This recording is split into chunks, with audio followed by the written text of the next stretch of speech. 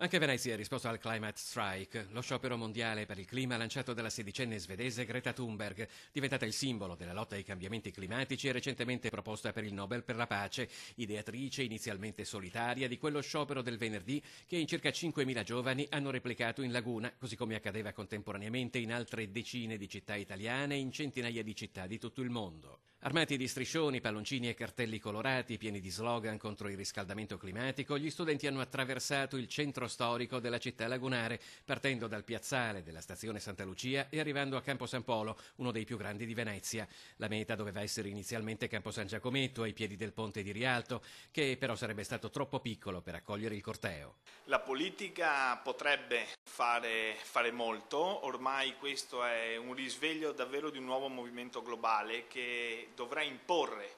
alla politica una svolta. Tutti giovani e giovanissimi che si riprendono il futuro contro questo modello di sviluppo totalmente insostenibile e che si prendono veramente oggi la parola. La prossima tappa sarà sabato prossimo, il 23 marzo a Roma, e credo che anche lì avremo una grandissima risposta.